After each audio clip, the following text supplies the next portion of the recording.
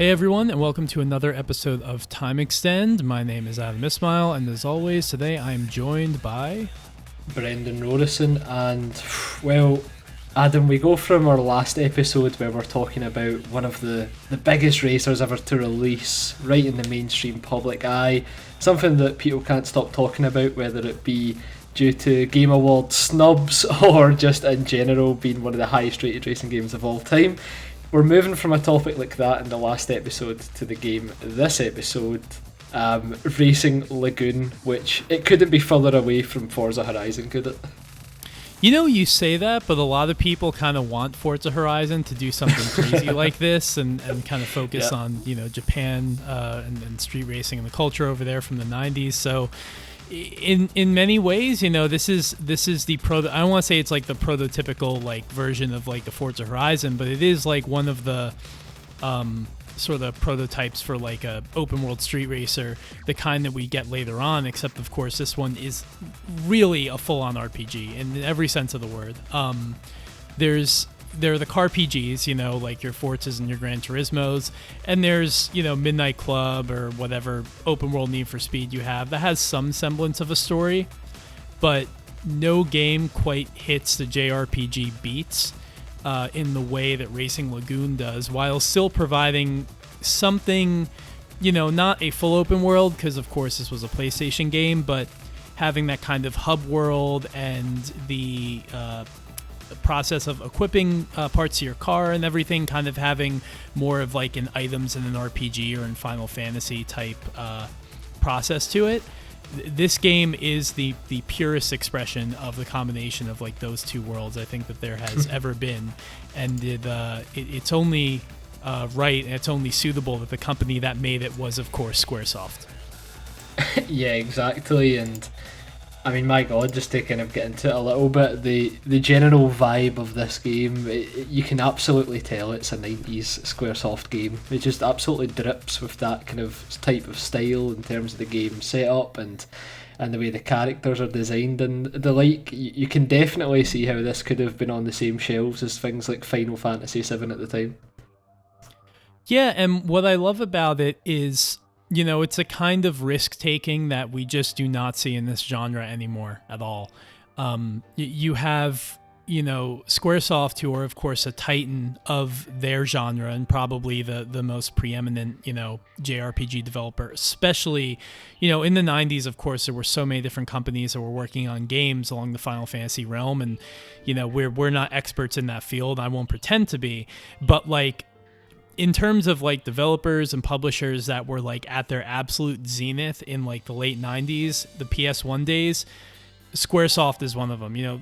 The PlayStation 1 basically sold off the promise of being the next destination for the Final Fantasy franchise. So they are just absolutely at the top of their game.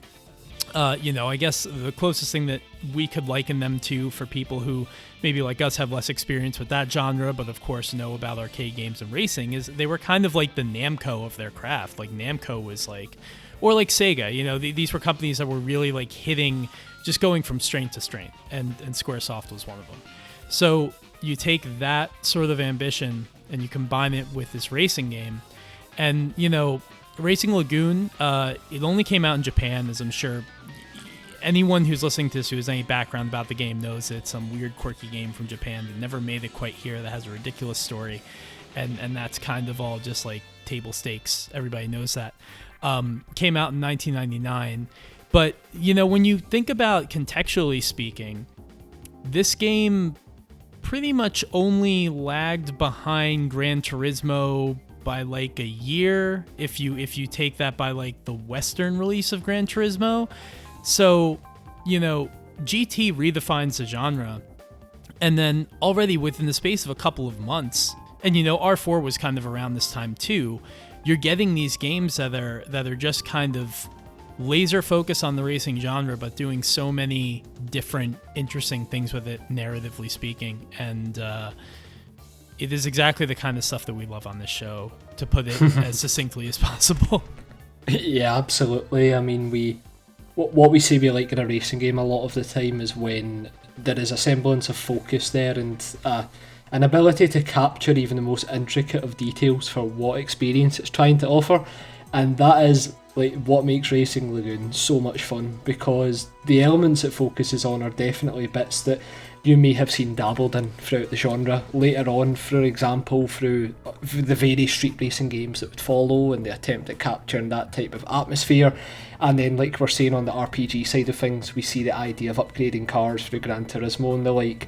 But neither of these type of the plethora of street racing games or the way Gran Turismo approaches it kind of fall in line with what Racing Lagoon tries to do, which is actually encourage that type of JRPG-like thinking where it's not so much about the on-track action. Well, it is about the on-track action, but it's not just the main focus here. That main focus is really on how you actually kind of build and work with your cars, the type of battles that you kind of get involved in. We've got random encounters here as well in terms of the overworld and such. It really does kind of tick those boxes that we look for in Time Extend, and it's crazy to me because often when somebody tells you to go back and play a PlayStation 1 game or something from that era, you expect to find it at least a bit of a clunky experience in many ways. But like I'm a JRPG fan myself, Adam, so it's one of these things where going back and playing these older types of experiences in this type of genre has never really bothered me that much. And Racing Lagoon just ticked all the right boxes for me across those two genres. Like, I did find myself really enjoying what this game had to offer, because it took those kind of staples of JRPG gameplay but put it in a racing game in a way that didn't feel shoehorned in or done just for the sake of it. It does feel as if there was a lot of love and craft here, and that stretches not just into the environments here and the scenarios that you race in, but like we're saying, the gameplay side of things as well all ties together nicely in a package that we can't help but love. Sorry, I didn't mean to speak for you when I said that, we are both not JRPG fans. That's all good, mate. It's all good. You might not think I'd be a JRPG fan, to be honest. I totally get that. The only one I've ever really sunk time into, well, that's not true. 2 games, one being Final Fantasy 13, the other one being Earthbound. Earthbound, being the JRPG that tries to not be a JRPG. And then in some weird backwards way ends up becoming the most JRPG of them all. Yeah, it's one of these weird things where I've never actually been a huge fan of like Final Fantasy and such, the bigger ones like Dragon Quest and the like, but there are specific series that kind of tick the boxes for me, not too dissimilar to the way we talk about racing games, and the kind of concepts within Racing Lagoon definitely tie into those types of games. And I think that's why right away I was kind of grabbed by this, because as I'm sure we'll go into, the way that this game approaches the idea of becoming a racing legend, so to speak, is pretty cool. The way that you build your cars up, the way that you're able to kind of take on people in the overworld, there are just a lot of elements here that we don't really see that much or at all elsewhere. It is such a clever game mechanically, and I think that's what I keep coming back to is the closest thing I could compare Racing Lagoon to is we did an episode on Tokyo Extreme Racer a while back, and it's basically like if you took TXR, and TXR likes to do this thing where it hints at the story, but you would really only ever know kind of the cascade and the chronology of events if you like beat a rival in the game and then go back to your garage and then go through like 5 menus, click on their name and read about them. Like, that's the only way that you would ever know that there's a story that kind of links the factions in TXR together.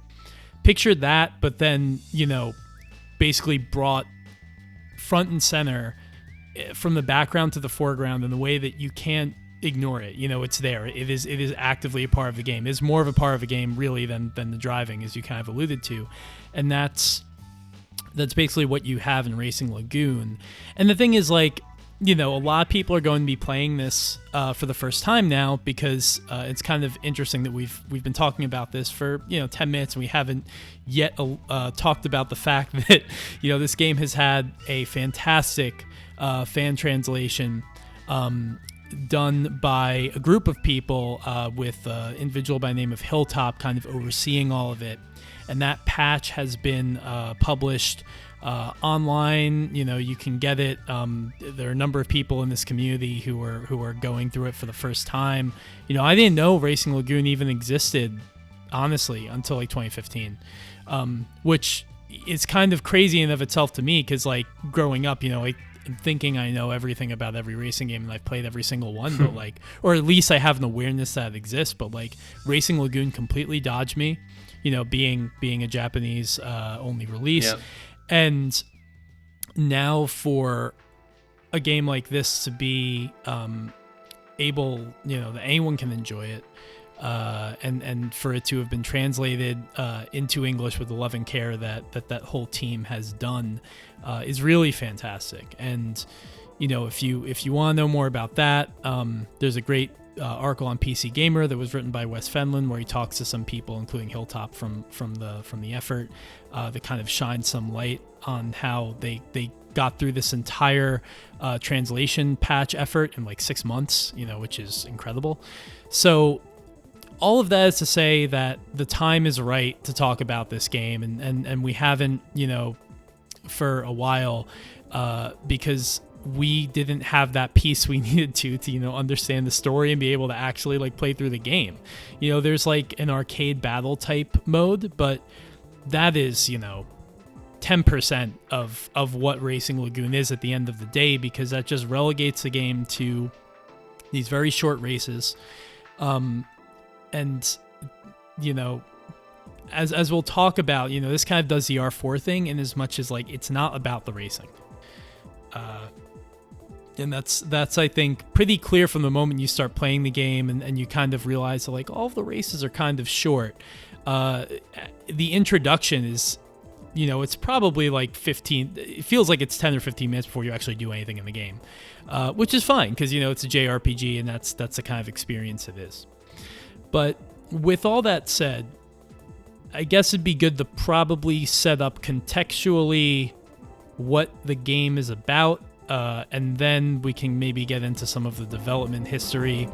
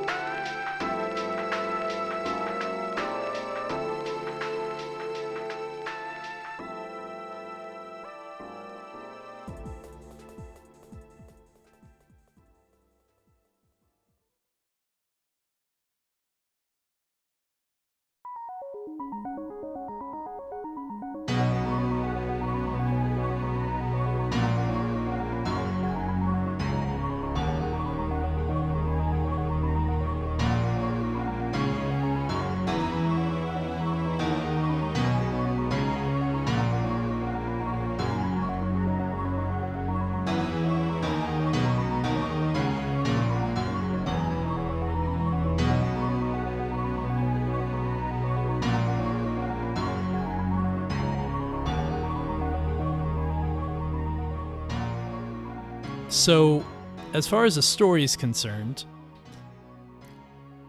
it starts out in a pretty, and we won't go fully into it because we don't want to reveal everything, because people are playing it for the first time. But it starts out in a pretty conventional way, in that you're kind of a newcomer to this kind of club, the Bay Lagoon Racers.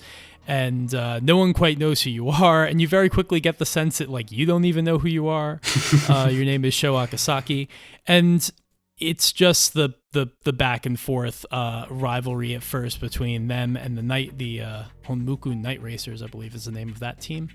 Yeah. And very slowly they kind of start to peel back the layers, and there's a lot of philosophical talk about legends, and the character doesn't really remember who he is, and there's like a seedy past, and we won't get into all of that, but it sets itself up in the way where you're going to have very ridiculous like JRPG fare of just like the directions that the story goes in. You can't, if you're going off the mindset of this is a racing game, it's going to absolutely blow you away. If you thought like our Racing Evolution story was like weird, this one goes in a completely different direction, and it almost kind of feels like Resident Evil-y at a certain point.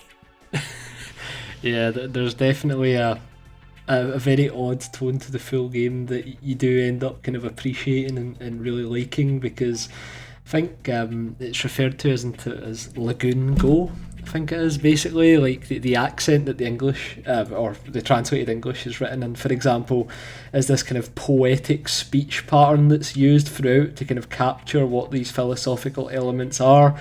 And it's one of these things where if you don't know any of that, like me, when you first boot up this game, and you just see some of these sentences flashing up on the screen, and the way like some of the kind of typefaced elements come up on the display and everything, it's very much an experience that has to be seen to be believed, because some of the dialogue here is absolutely hilarious, and I know there was a bit of creative freedom used as well by the fan translation team, but from what I've seen and what they've kind of said in various interviews, it's still definitely in line with what the kind of original Japanese was as well. Yeah, the thing is, if you're playing this for the first time and you're an English speaker and you don't you're going through the translation, I think it's important to point out that like you might be like reading some of this text, reading this dialogue, and thinking like, wow, the people who are in charge of the translation really just like they just like injected so much personality into it. They said all these weird things, they added all the, like, and you might be like skeptical, like, is this really what the game is about? No, like that weirdness, that strangeness, that overly philosophical nature of like the dialogue and the things that just pop up on the screen as you're like watching a replay. You'll just see like this internal monologue that like Sho is having with himself. Like, I can hear the hush of the wind, the hum of the engine. Like all of these like random things will just show up. That's all in the game. Like that, like, and like these weird like turns of phrase and like these just weird, expressions. It's, as I understand it from the people who worked on the translation, like they're weird to Japanese speakers too. So like it's just in general, like it's one of those things that like if you feel like you're missing out on something because you're not able to understand the Japanese pretense of everything, like just know that like even if you are fluent in the language and understand the culture, it's still weird. And I think there's something delightful to that. That kind of adds to the game's like mystery and legend. Yeah, exactly. That's it. It definitely does leave an impression right from the off, and I think that's important because, especially now where we're so indoctrinated to the idea of street racing and what that culture's supposed to be, it's so interesting just seeing what would have been pretty much a completely fresh take in the video game side of things with street racing that goes down a totally different path to how it would be interpreted in the West through games like Need for Speed and stuff. It's and even Tokyo Extreme Racer, by contrast, like that uses the idea of almost like kind of god or boss or idol cars to kind of embellish that atmosphere and add the racing teams and such, but Racing Lagoon goes down the different angle of just like totally embracing the idea of craziness here, and the fact that it is very much a role-playing game. It really embraces that, and what it means is you get, like you're saying, these kind of tons of phrase and everything that appear on the screen. It's all very Racing Lagoon, and it feels weird saying that for a game I didn't even know existed until a few years ago, but I just couldn't imagine any other title or any other series trying to be as bold as this game is, because it was coming into this type of atmosphere completely fresh. You'd imagine they obviously tried their best to kind of capture what they understood about the Japanese street racing culture as well. Of course, all that effort probably went into it, I imagine. It's just, from somebody who's a total outsider to this game before playing it, it just leaves an impact instantly, and it's just part of the fun and reason you should play this game. It's not even about the actual experience of playing it as a game, it's experiencing the kind of motifs that are here and the general atmosphere, which for me you just won't find anywhere else. Yeah, this is really going to surprise you. If you feel like you're just kind of tired of everything and you want to just see a racing game just come out of nowhere and hit you with these like this very strange atmosphere that's also very cool, amazing soundtrack, which I feel like the first thing you hear about Racing Lagoon these days even is just like how fantastic the soundtrack is. And like since I started playing the game, I've started hearing more of the soundtrack, and like I've sprinkled a couple songs in Time Extend episodes in the past, but like now I'm really listening to it, and it's phenomenal. This game it's really appropriate that the fan translation came out now, because I also feel like this aesthetic, this idea is so fashionable again. maybe in the late 90s, that wasn't really a beat that like we were picking up on in the West. And then like street racing culture kind of broke through in the 2000s, but it was more of like a Fast and Furious, like street racing syndicate, like you're in Los Angeles, like not like this. But now like, JDM cars from the 90s are like the coolest thing in the world again. And JRPGs and Final Fantasy is still relevant. And especially with games like, Final Fantasy VII Remake coming out, like Square is still kind of put their stamp on everything. And so it's really great that this game is finally getting the respect that it deserved, because, when it came out, it was actually, it didn't sell very well, and it wasn't even critically very popular. Famitsu scored it a 21 out of 40.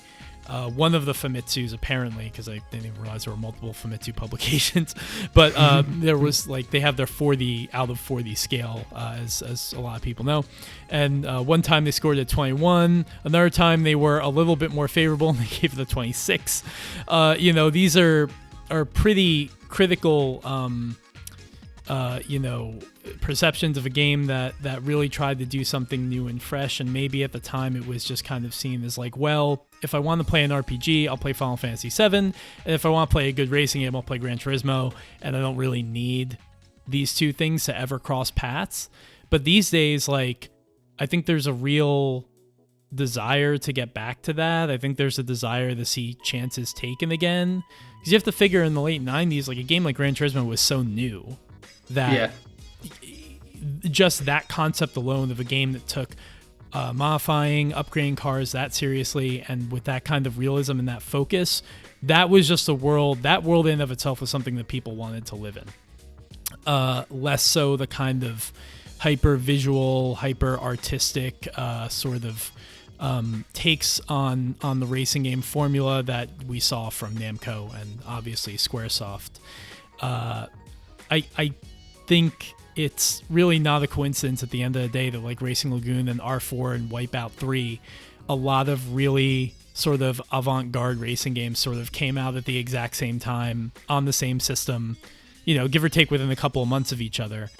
I came across a quote from Hilltop saying that like, Square is so famously like not aware that this game, has not like brought this game up in so many years that like he's not even worried that like the translation would ever get taken down or legal action will be taken, because Square is just so has like washed their hands of it completely. But maybe my hope is that something like this coming up again will sort of prove that being sort of the talk of the town and everything will sort of prove that there's a market for these things. That's really deep down the sort of desperate hope that I have.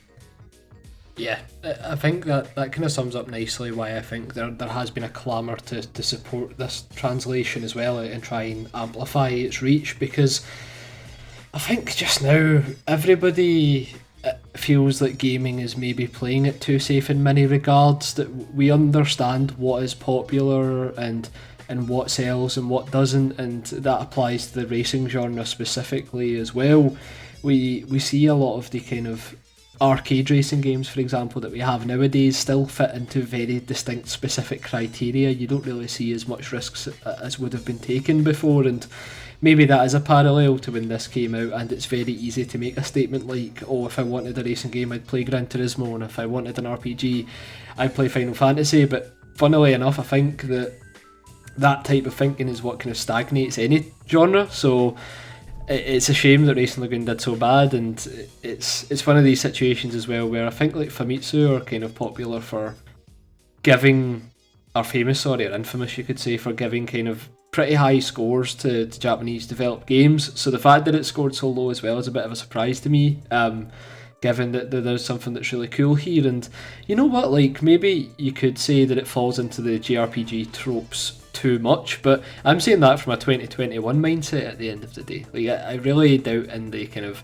the late 90s when this launched everybody was already bored of that concept. Far from it. It's pretty much kind of Squaresoft mania, wasn't it? So it is interesting to see why it would score so low, and maybe it is just that idea where making a compelling racing-based story is obviously difficult. There's a handful that do it well, if that, across any medium. And to be honest, I would say that from my perspective, Racing Lagoon story is strong because it embraces the kind of cookie culture that it creates, and it does so stylishly. Like, obviously, we've talked about the design elements of the game a lot, but even just if kind of touching upon how you actually upgrade the cars and stuff, the way that the game handles that, and I'm not sure if that's something we want to kind of touch on now, Adam, or get to later, but yeah, I mean, that's something that just, it shines so brightly amongst other games that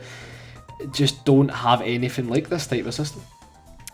Yeah, so I mean, we may as well get into it now, because I feel like this game is so big that where this discussion is just like trailing off in like 40 different ways, which I feel like, you know, on one hand is sort of disorganized, but on the other, like, anyone who is playing this for the first time, as we are, it's such a grandiose concept, this game, and it's really hard to just like succinctly describe. So, yeah, you know, I think it'd be good to sort of focus on more specifics. And Brendan, one of the first things actually I said to you, because I started playing this game I think a day or two before you did, and I was like, I really think you need to check it out. We need to talk about it.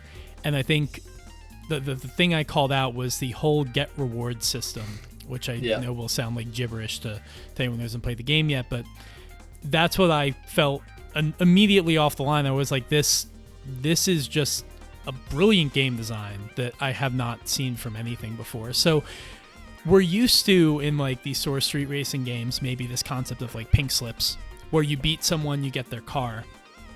There's not a lot of strategy in that. It sort of is a good way to punctuate important moments of the story, but the way that Racing Lagoon does it's a bit different. Any rival that you beat, and this is true of like random encounters on the street or like big pivotal story races, anyone you beat, you get to take a part from their car. And likewise, if someone beats you, they can take a part from your car. And what's interesting about it, and this might, if you tried to think of this system in a conventional racing game, you'd be like, oh, it would never work. Because, like, let's say you're in a Supra and I'm in a Skyline, and I beat you and I take like a Supra, I don't know, like a Supra body kit. Like, what would I do with that with my Skyline? But the way that Square went about it, and the way the Racing Lagoon goes about it, is like it just kind of fudges things enough so that they work really well from a game design standpoint, even if they don't make sense. So, for example, like if you beat somebody, if that same exact encounter happens, like let's say you were in the Supra and I beat you, I could take your exhaust, which will work. Any of the parts will work on my car. I could take your exhaust, which will work on my car. I could take your suspension. I could take your tires. And there's a bunch of different types of parts, and they all have performance costs and benefits. I could take your body kit, and it might be called like a GT body kit, and I could apply that to my Skyline, where it will be a completely different body kit made for the Skyline. So you have these like upgrades that you can universally apply to anything, will kind of do different things for different vehicles.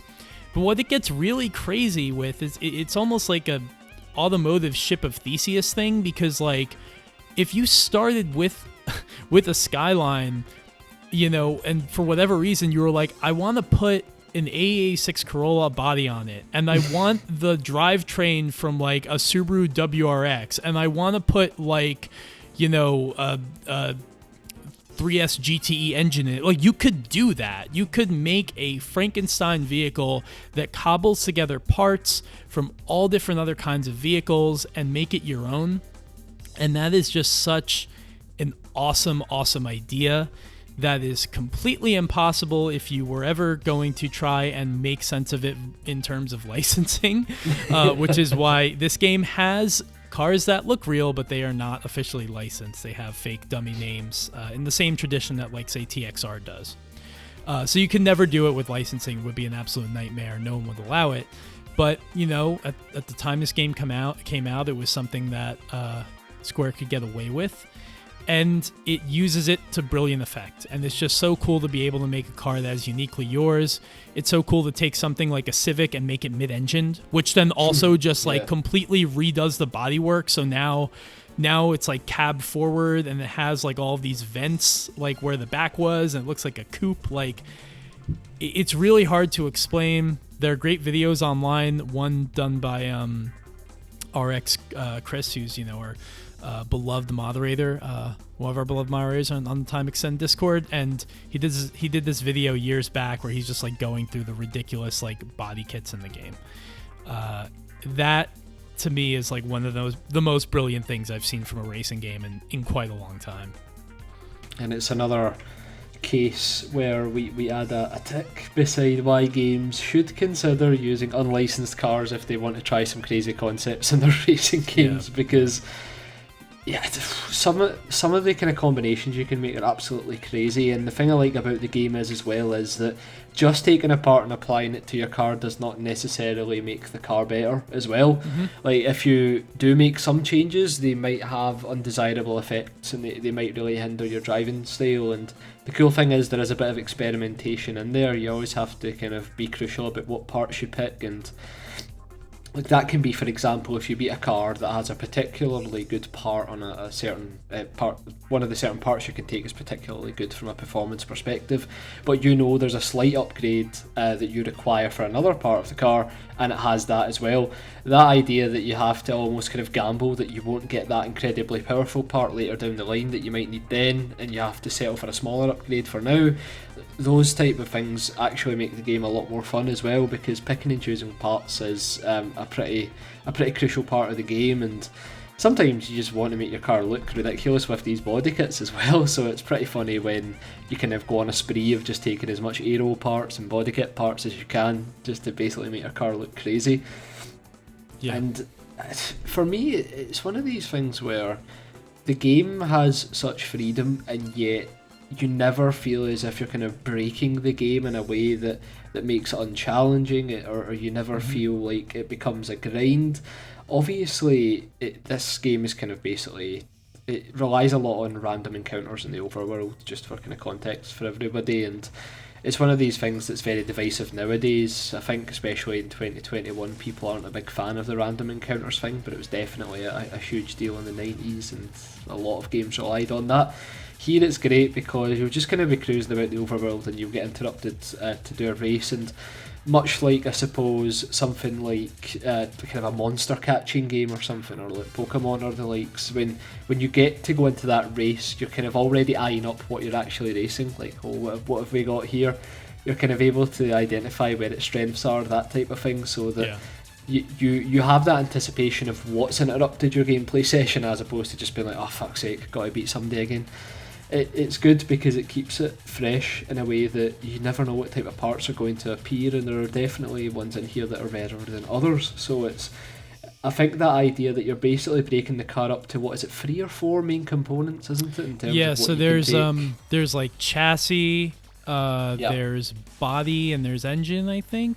And yeah, that rings a bell. I mean, even like, for example, like one of the body components is paint. So, like, you can actually take the paint from another car. Like, it makes no sense, but I think that's why it works so well, is because they were like, let's not get so bogged down in, like, the logistics of this. It is very logically, like, it's very well designed, but, like, let's not get bogged down in how realistic any of this is, and let's just treat it like just gamify the hell out of it. And the fact that, like, every part has a currency cost to it. Basically, if you beat someone, you can pretty much take any part on their car. However, there's certain, like, every car has its own cost, and there are 2 currencies in the game, one of which is called RP. So you get RP by, like, beating people in battles and things like that and winning races, but you will then spend that RP to get someone's part off of their car. And that kind of does sort of make you, as you were saying, Brendan, strategize, like, okay, should I take this guy's engine? Because it would basically be all of the money I have in my pocket right now. Or, should I try and build up small in other ways? And I think a lot of people like to say like, oh, Gran Turismo was, the first game or was great, and Forza for the same reason that you could like take, a Civic and then like make it go up against or make it beat like a Dodge Viper. But to be honest, you never really could do that. I mean, you could make a car way better than you started with, but you would always hit a certain point where it was like, this Civic is never going to beat like a R33 or something, and I have to move on. That's not that is definitely not an issue in Racing Lagoon. You can put anything in anything, and you can make any car 4-wheel drive. You can make any car. I think there's even like a rear engine option, because of all of like the 40 unlicensed cars in this game, one of them is actually a 911, which by the way has a great name. It is just called the Germany RS. Fantastic. But yeah, it's just it's delightful, and it is, maybe it's hard to say that I could love anything more about this game than its soundtrack, because the soundtrack is that good. But if I had to focus on the actual aspect of like the gameplay itself, the whole get reward system is just the type of thing that you just never see. And I would love for it to be reapproached in this genre again. I just love the disrespect of it as well. Like, it's one thing winning somebody's car in a pink slip, but literally just saying, I'm taking your gold paint, and there's nothing you can do about it. There's nothing you can do about it. I love like the idea of that dystopian like world where you lose an event and somebody can just take any part of your car. Like, imagine you had like fucking brilliant alloys or something, and you're just like, I'm taking those BBSs, mate, and I'm out of here. You just like left the guy on the side of the road with his car, his tires, but you've taken the rims off of him. It's something I'd love to see actually animated, the idea of how that even works. But like you say, that's how the game works, because it acknowledges that there's no realistic, logical way to depict how this system's even possible, but because it improves the gameplay so much and adds so much, I'm so glad it's here. And you know what, I wish more games would just have that type of idea where it's like, who cares how feasible it is, this is how we're implementing it. And in our world, you can turn any car into any type of drivetrain you want. You can steal individual parts from somebody's car and not have to worry about it. It's that's Lagoon Bay. That's it. I mean, and I think the game alludes to it as much in the kind of dialogue when it's showing you the city for the first time. It talks about the fact that how mysterious the place is and it has its own rules. You know, that's some Twilight Zone shit, and I fucking love it. Yeah, the first screen I think is the city that forgot what sleep is, Neo Seaside City Bay Lagoon, and that's not translated. Like, that's baked into the FMV right when you start the game. Yeah. The whole UI too. I feel like people really focus on the music, the audio presentation of the game, but if you think that Evangelion is a work of art, you're gonna love the menus in Racing Lagoon. It's just purple and orange all the time, huge aerial text. There's all this frivolous shit on the side of the screen, like vertically, that says like, welcome to HSD RPG Car Battle in Yokohama 1999, like just random crap. It's a lot like the gibberish that was on like some of the event cards in like Gran Turismo 3 that you then enhance over the years with like better quality, and you read and it just makes no sense. It's great stuff like that, and it all looks amazing together with the soundtrack. It just fits so well, and it's beautiful. Everything about this game is just really.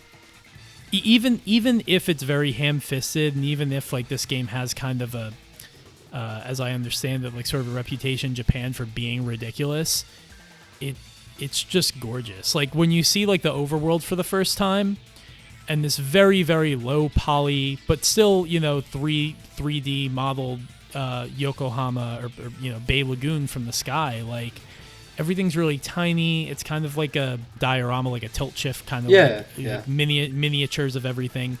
And it's just really, it's cute, but it's also beautiful. And, you'll see these little cars driving around. They're made of like 5 pixels, and it all works out way better than it has any right to. A modern open world racing game would say, fuck this kind of 3D from above miniature low poly overworld. We'll just actually have you drive in the world. And I guess, like, objectively speaking, that is a more immersive way to experience a game like this. But there's just something sort of... There's something wrong, but also, like, just beautiful about viewing the city from this way and, like, controlling how you move through it from this overhead view. I think is, like... it's not something anyone would do today except for maybe an indie, but it works very, very well for Racing Lagoon. I think the interesting part is that the overworld is serving its purpose as a hub for where the game takes place, in a way of driving random encounters and such, and the way that its designs encourages that. To kind of draw parallels to modern open world games, I suppose the difference is Racing Lagoon is absolutely fine to admit that its its hub world exists to justify the gameplay mechanics within, and that's it. Whereas I think nowadays with open worlds, that is kind of sacrilege to say that. Every open world has to be immersive and provide infinite game opportunities and stuff, gameplay opportunities and the likes, whereas let's be honest, for some open world racing games we've played and in other genres, there are definitely cases where you've probably said, this probably didn't have to be an open world, or this being an open world has kind of diluted the experience. And I think that's the cool thing about Racing Lagoon, where this kind of hub world design means that you still get to see Lagoon Bay in its glory from this kind of diorama like viewing experience, but it doesn't hinder the core gameplay mechanics and keep things moving along very briskly, because I think we were kind of saying just before recording, Adam, like, this isn't a long game by any means, but the impression that it leaves would have just been bogged down, ironically, I suppose, with a kind of traditional open world racing game environment. And I think that the cool thing about Racing Lagoon is I've been kind of thinking recently about how much do we actually need, like, remasters and recreations of games or remakes even, when if you take what Racing Lagoon has now and you try to kind of apply modern principles on top of it, it would probably end up diluting the experience instead of making it better. And I think that's what's really cool about this game. You can come into it in 2021 and have a fantastic experience where you don't feel as if there's any kind of predetermined gripes about it being an old game that annoy you, because it just embellishes everything it tries to offer. And you know what? I think that's incredibly impressive, even if it wasn't appreciated at the time. The fact that you can come into a game that's this old and this type of gaming period where everything is more different than ever and still have a fantastic time, I think that's a credit to the team, and then of course the English translation team as well, who've managed to capture the vibe of that perfectly. Yeah, and with all of that said, I think we should touch on, like, how the races in this game actually play out, because it as was customary at the time, this isn't a truly, open world experience as you would think about it. It's not like you can seamlessly go from, like, driving in the overworld to, like, going into a race. Basically you traverse this world and you'll have a random encounter or you'll have a story race, and at that moment there are essentially, I haven't worked out how many tracks there are in the game, but let's say there are like 10 or 11 different, like, very short tracks. Like, these, some of them are a little bit longer and they're more circuit based, but there are also a lot of, like, really, really short ones that are, like, honestly only like 3 or 4 corners. Stuff that, to be honest, isn't that different from, like, remember those, like, rival races and shocks where you have, like, a third of a track that you have to get through before the other guy does. You'll have these tracks that are kind of anchored to certain parts of the world. So there's one for, Chinatown, and there's one for over by the graveyard, and they're anchored in different parts of this overworld, and they're really small. And when you, most of them are, when you go to do a race there, you'll have, it might be point to point, it might be 2 or 3 laps, and sometimes it's like 1v1, you just gotta beat the other guy. Sometimes it's your crew going up against their crew. And then once the race is over, you have the get reward system. You go through all of that and you're back into the overworld. As far as the racing itself is concerned, well, what, the track design is probably good to talk about, because that, I would say, is probably the game's biggest weakness. it's very this game kind of suffers from, I guess, like TXR syndrome, in as much as like, especially when you're playing it on like an emulator, you're playing it like at like on a good display now. You maybe wouldn't have noticed as much back in the day on like a CRT, but like the tracks are very simple. You know that from the map, but also like there's not a whole lot modeled. You'll have like the street and you'll have like some buildings, and then you'll have a very high wall that if you ever saw the other side of the wall, there's absolutely nothing there. The tracks are very basic, and you know that's fine for like a PlayStation game. The game still looks glorious because it does that kind of, similar to TXR, it does that thing where clearly Square spent the bulk of the polygon budget on just these beautiful low poly car models. The car models in this great game look excellent, and in that sense, it does kind of feel, it's a very pretty game.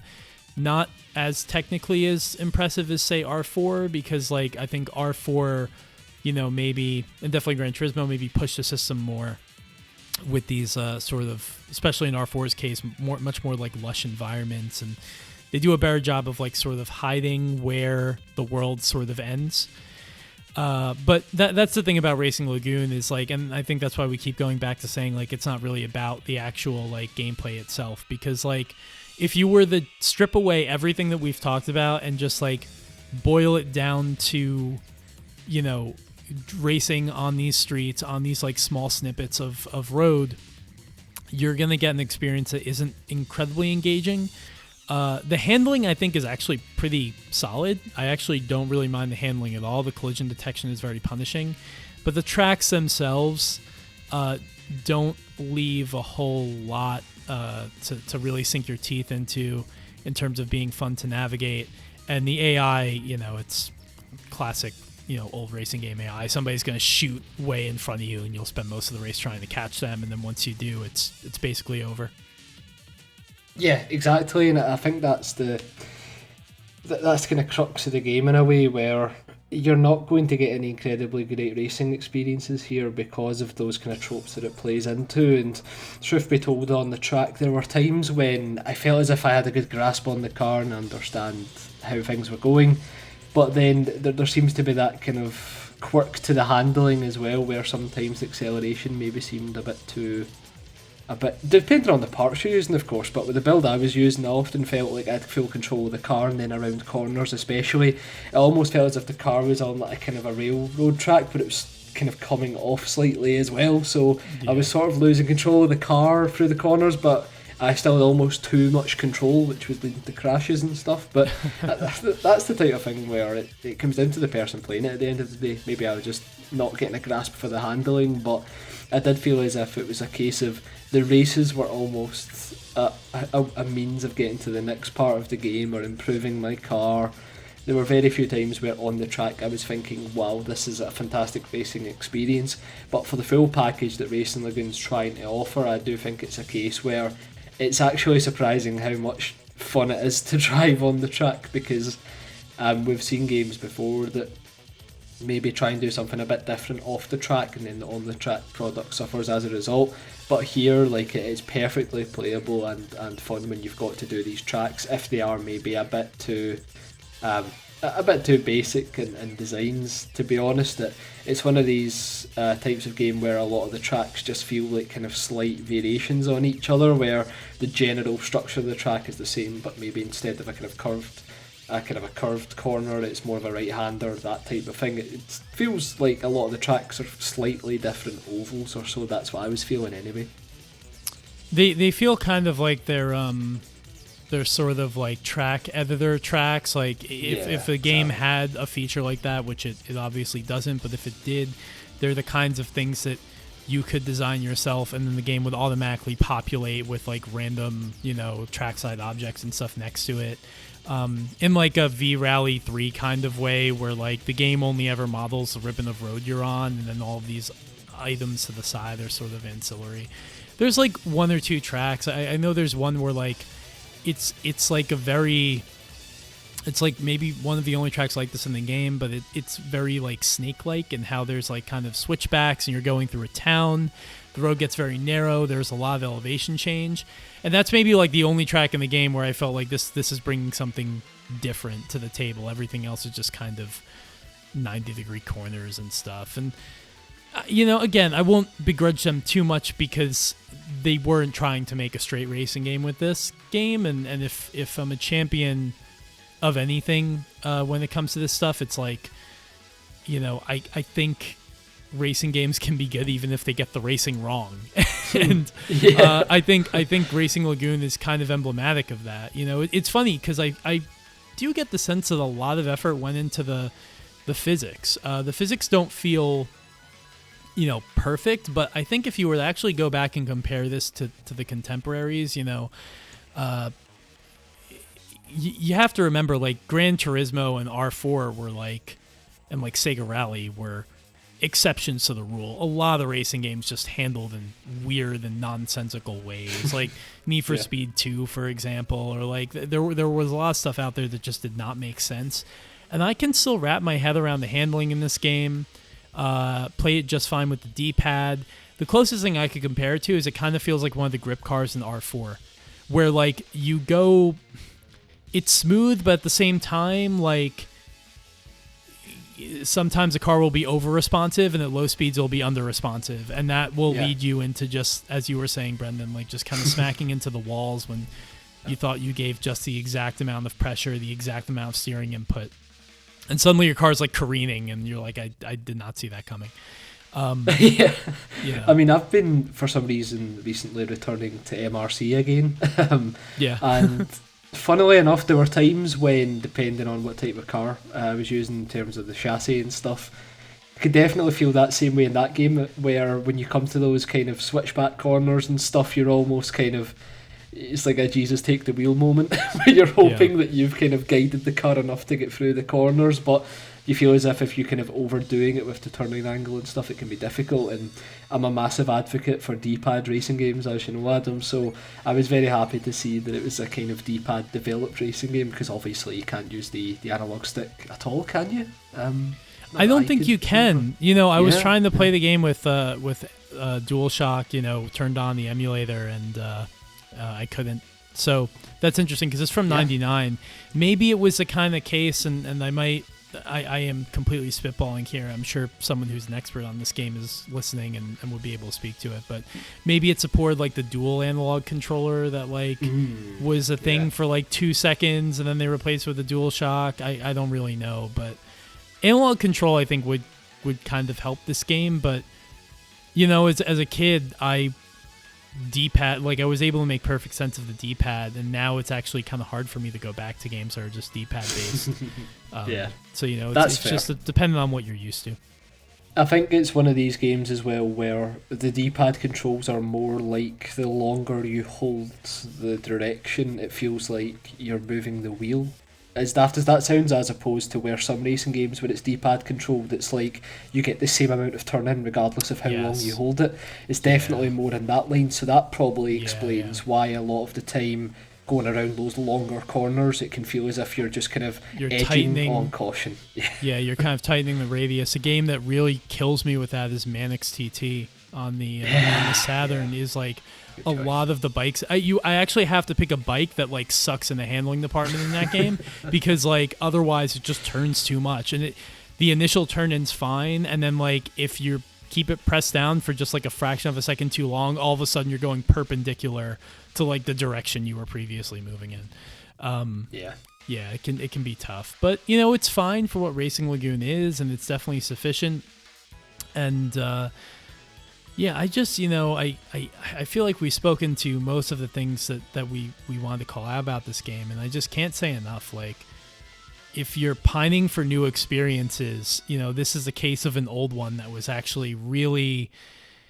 To say it's ahead of its time is almost wrong because it's not like this foreshadowed anything, but just like, I wish it was ahead of its time. I wish that the experiments that were taken in this game's development actually produce something down the line that was just think of the world.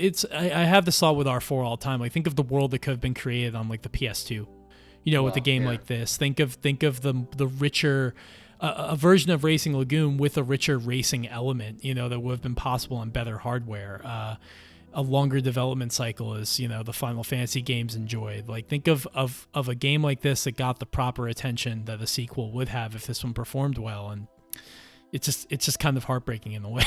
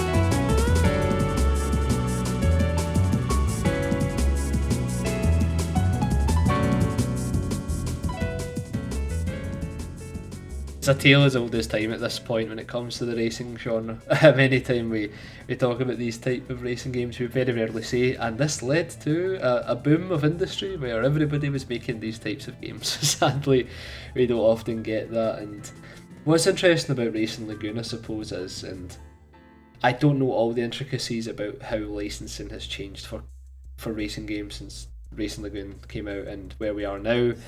But there's like pretty much nothing that would stop this game ever getting a re-release, is there, aside from Square actually acknowledging its existence and doing it? Like, I think it's just a case of they've obviously just decided to leave it to the kind of history books and never look back, but that's a bit of a shame in itself because it's a game that's still absolutely playable in its current state, and as evidenced by the fantastic work done by Hilltop Works and his team. It's what you're looking at here is an experience that requires no buy-in from anybody who wants to play it in terms of cost. It doesn't even require that much effort to get a hold of and play. So if we often say at the end of these podcasts when we talk about games like MRC and the likes that, oh yeah, source it and give it a go. But absolutely for this one, not only just to experience a racing game that was just previously inaccessible pretty much unless you knew Japanese, but just to also show good respect and like basically applaud what Hilltop Works and his team have managed to accomplish here, because these are the types of racing experiences that we want to see more of, and we want to see these risks taken. And who would have thought that in 2021 the most abundant example of that would have been a game from 1999?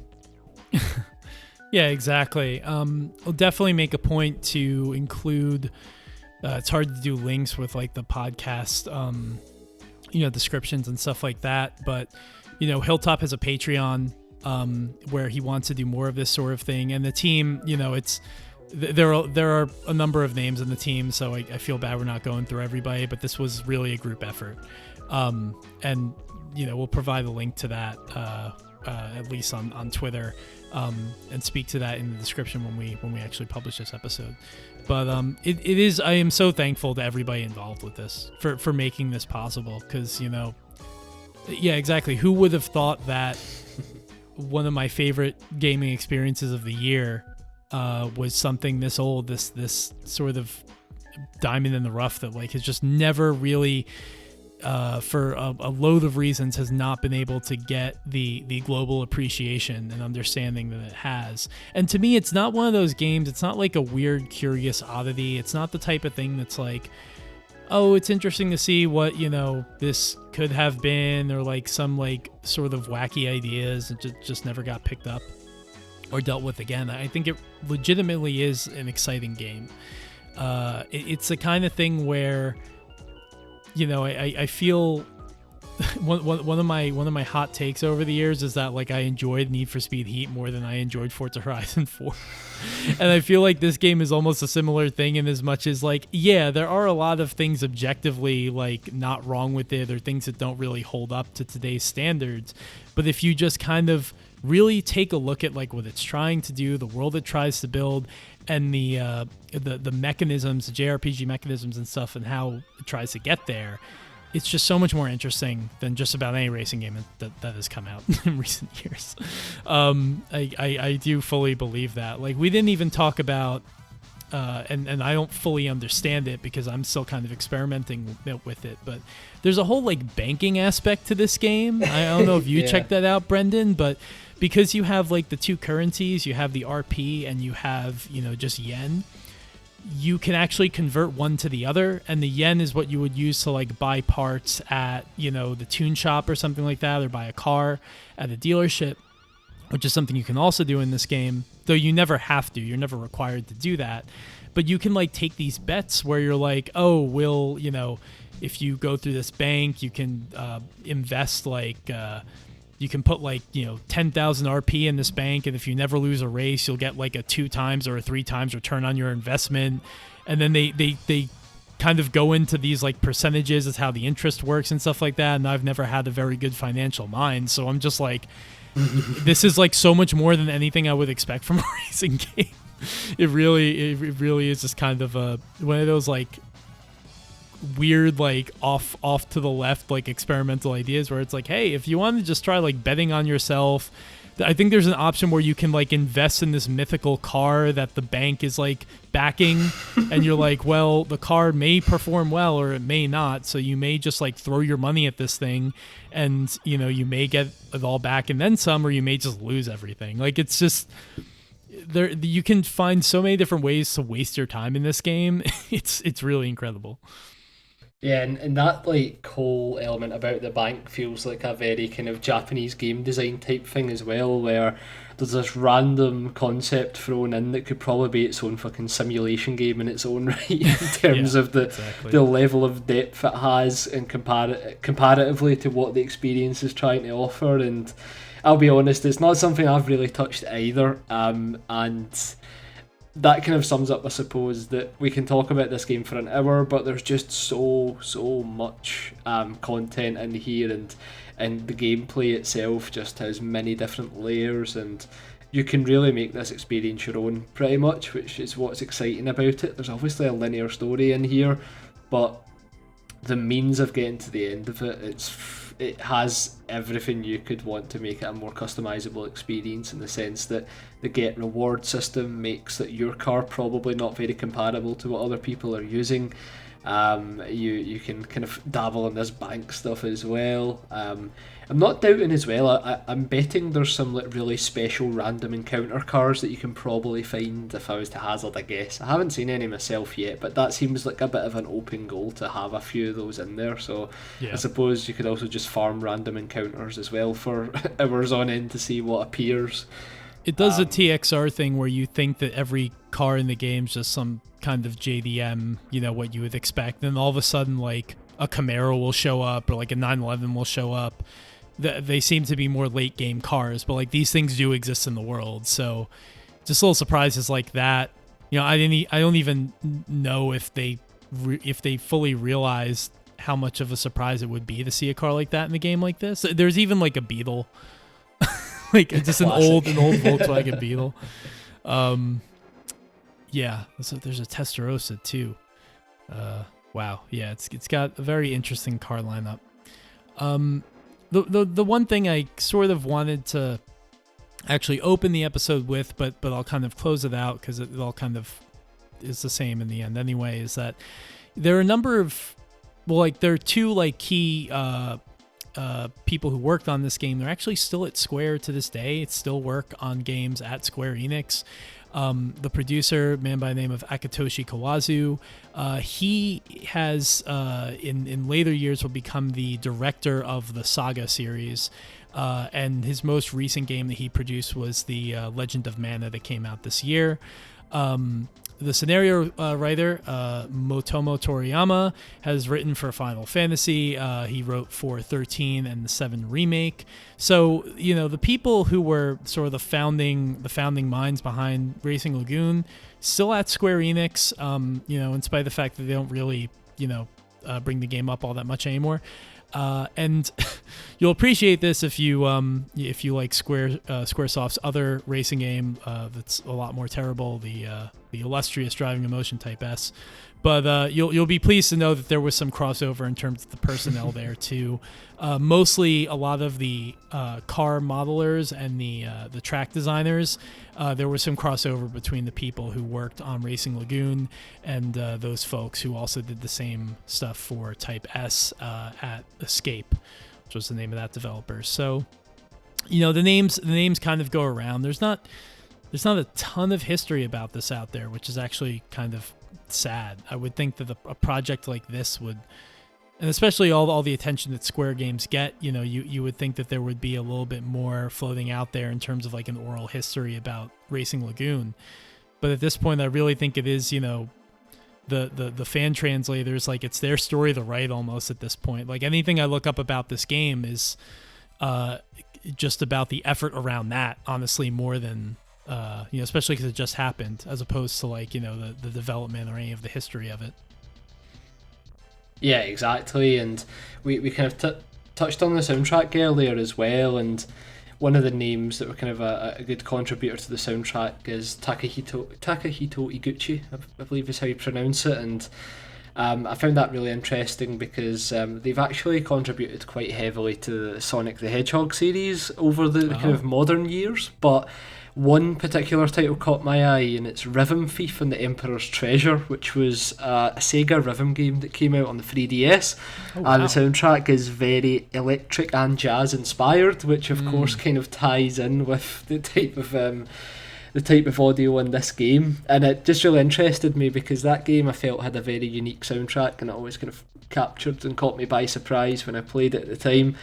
And yeah, it's pretty interesting to see that the same kind of subgenres are utilised between both Racing Lagoon and that game. Don't get me wrong, they're not directly comparable by any means, but there's definitely a kind of a similar soundscape you can see in there. So it's, like you're saying, it's pretty interesting just seeing where some of the people who worked on this game ended up in industry. And as always, we have to do our call outs from a soundtrack point of view.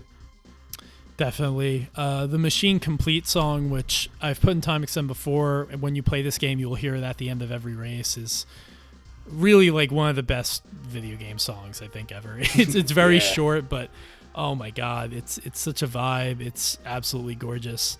And this game has a humongous soundtrack. It's like 60 songs. Mostly done by Noriko Matsueda, and then I think Iguchi handled like the production of it. Yeah. So it was really a two-man effort.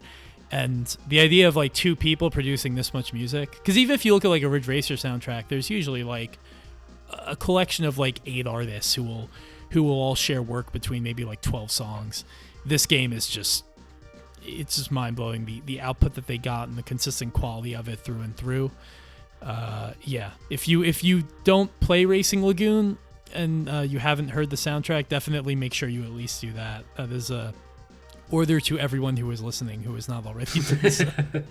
Just put an entire non-stop mix of the soundtrack at the end of this pod. It's like then you can't get out of it. I might do that. But yeah, I think that is just about the best way that we could sum up this game if we were going to make our typical Time Extend, hour and 10-minute pitch to anyone to play Racing Lagoon. I think this is the only way you can really talk about it without getting into all of the particulars that, the other mechanics in the game, the story, the weirdness of the story, because you could really talk about it forever. Even though it's not that long in terms of playtime, like only, just a matter of hours, it's just because of what it represents and just the fact that it exists at all. I feel like you could take way more time just trying to unpack the game and what everything means to talk about it, as opposed to just like playing it straight through. Yeah, exactly. And I feel like we say this for every game pretty much nowadays, but this is very much a kind of part of the time extend stable of games that tick all our boxes and try and offer something that you just can't get anywhere else. And we're always going to call that out. That's the thing. As soon as this fan translation was released in full, pretty surprisingly, actually, given that it'd only been 6 months since that first prologue had been done, it was one that we immediately had on our radar, and in kind of classic fashion for us, we did want to get our teeth into it first before diving straight in, which has worked out well because we've been able to have these in-depth chats. And at this point, I think it's fair to say that we can talk about this game, but in terms of doing it justice, you really do have to try and experience it yourself, because it's just so wonderfully 90s, but also fresh, because we've never actually had the chance to see much of this game at all, unless you've kind of consumed videos of the Japanese version on YouTube. So it's great being able to go in blind to a game like this, because it's just a scenario we don't really have that much with racing games, to be honest. I mean, personally, the next one I'm hoping for is for Sega Rally 2006 to get an English translation for that fucking career mode, because that's another example where you just couldn't get the full experience unless you had a clue what it was talking about, and Racing Lagoon was obviously in that camp. So for now, Racing Lagoon is fantastic in the sense that we have that English kind of experience that we can enjoy now, and who knows, maybe that's another one down the line that will get addressed.